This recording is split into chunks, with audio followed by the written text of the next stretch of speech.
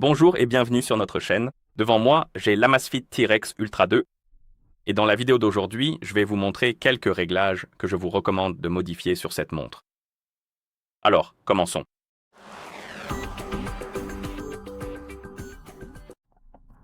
La première chose que je recommande de changer, ce sont les raccourcis des boutons. En gros, vous pouvez effectuer certains raccourcis avec les boutons de cette montre et vous pouvez les personnaliser, ce qui rend votre montre un peu plus personnelle. C'est aussi un peu plus pratique à utiliser, ce que je recommande toujours. Et pour cela, il faut ouvrir le menu, donc appuyez sur le bouton Retour, trouvez l'icône des paramètres et touchez là. Faites défiler vers le bas et cherchez Préférences, puis bien sûr, touchez cette option. Ensuite, dans le menu Préférences, trouvez l'option appelée Bouton de raccourci et touchez là. Et nous avons différents raccourcis à disposition. Appuyez sur le bouton de sélection, appuyez longuement sur le bouton de sélection, appuyez longuement sur le bouton du bas et appuyez 2 fois sur le bouton Retour. Alors personnalisons chacun d'eux. Disons que pour l'appui long sur le bouton de sélection, je vais choisir quelque chose comme le menu d'entraînement. Ensuite, pour l'appui sur le bouton de sélection, je vais choisir quelque chose comme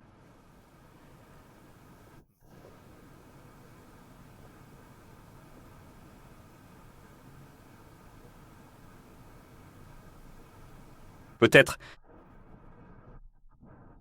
Puis nous avons l'appui long sur le bouton du bas. Et choisissons quelque chose comme liste de tâches. Et enfin, double appui sur le bouton Debug. Choisissons quelque chose comme paramètres. Peut-être,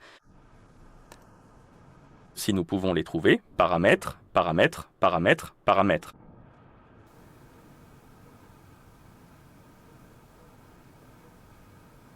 Je ne vois pas paramètres. Ah, les voilà, d'accord, paramètres. D'accord, et maintenant mon raccourci devrait être prêt. Donc, si j'appuie et maintiens le bouton de sélection, cela ouvrira le menu d'entraînement. Si j'appuie une fois dessus, cela ouvrira la musique. Si je double appuie sur le bouton retour, cela ouvrira le menu. Donc, double appuyer dessus, où les paramètres s'ouvriront, et ensuite nous avons l'appui long sur le bouton du bas, ce qui ouvrira la liste de tâches. D'accord, une autre chose que je recommande de changer, c'est le volume. En gros, vous pouvez régler le niveau du volume sur votre montre. Et je vous recommande de le faire car par défaut, il peut être trop fort ou trop faible. Et pour l'ajuster, réveillez l'écran.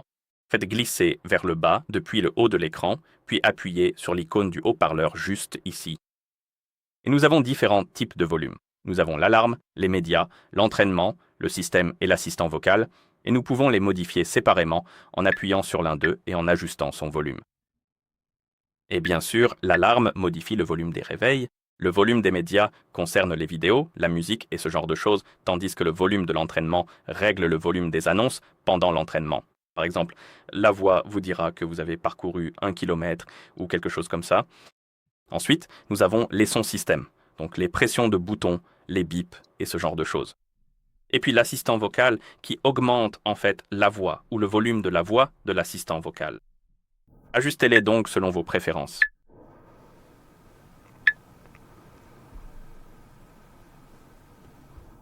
Et une fois que vous avez terminé, bien sûr, vous pouvez appuyer sur le bouton Retour pour revenir au cadran de la montre. Une autre chose que je veux vous montrer, ou un réglage que je vous recommande de modifier, est la durée d'allumage de l'écran, c'est-à-dire à quelle vitesse l'écran s'éteint après que vous ayez cessé d'utiliser votre montre, après que vous ayez arrêté de toucher l'écran ou d'appuyer sur les boutons. Et pour le modifier, appuyez sur le bouton Retour, touchez Paramètres, trouvez Affichage, puis Durée d'allumage de l'écran. Et ici, vous avez, ah non, pas celui-ci, la durée d'allumage de l'écran, et ici, vous avez différentes durées. Nous avons 5 secondes, 8 secondes, 15, 20, 25 et 30 secondes. Je recommande 15 secondes, mais vous pouvez choisir ce que vous préférez. Une durée d'allumage de l'écran plus courte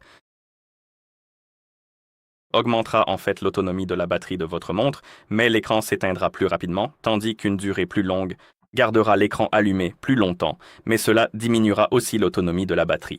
Donc je pense que 15 secondes est un bon compromis entre les deux. D'accord? Une fois que vous l'avez sélectionné, bien sûr, en appuyant sur l'une des options, vous pouvez simplement revenir en arrière en appuyant sur le gros bouton. Une autre chose que je recommande de modifier, c'est le type de couleur de l'écran ou le style de couleur de l'écran. Pour cela, ouvrez les paramètres, bien sûr, donc appuyez sur le bouton Debug, touchez Paramètres, trouvez l'option Affichage, et ici cherchez l'option appelée Style de couleur d'écran, pas type, mais style, mon Dieu. Et ici, vous pouvez choisir entre vif et naturel. Naturel signifie des couleurs moins saturées, moins éclatantes, et vif signifie des couleurs plus saturées et plus éclatantes. Sélectionnez celui que vous préférez. Et simplement en appuyant dessus, voilà. Ensuite, nous avons le style du thème. Donc nous pouvons aller dans Affichage, et ici, nous avons le style du thème. Et vous pouvez choisir le style des icônes et du menu. Faites donc défiler la liste, trouvez celui qui vous plaît, peut-être le mode par défaut, et il changera comme vous pouvez le voir. Et la dernière option que je vous recommande de vérifier est l'affichage permanent, Always on Display. Donc allez dans Paramètres, puis dans Affichage, et ici trouvez l'option Always on Display et appuyez dessus. Par défaut, elle sera désactivée car elle consomme beaucoup de batterie.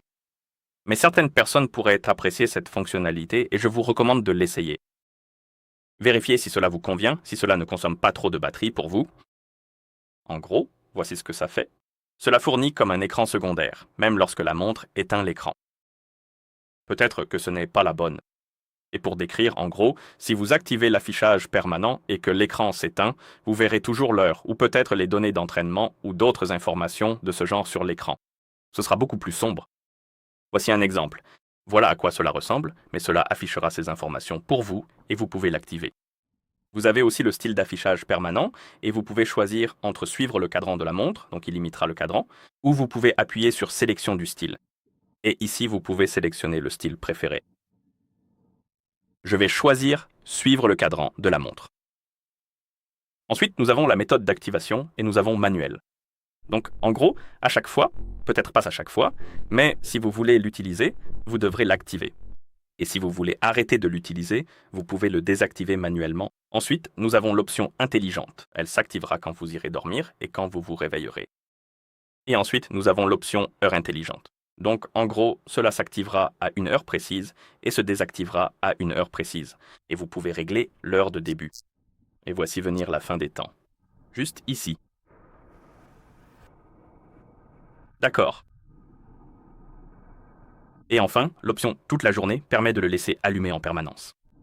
Je recommanderais soit le mode programmé, soit le mode manuel, car les deux consomment beaucoup de batterie, mais vous pouvez aussi l'utiliser si vous le souhaitez.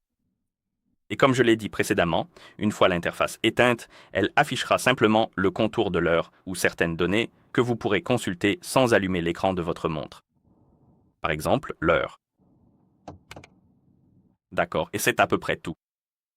Si vous avez trouvé cette vidéo utile, pensez à vous abonner à notre chaîne et à laisser un like sur la vidéo. Merci d'avoir regardé et à la prochaine.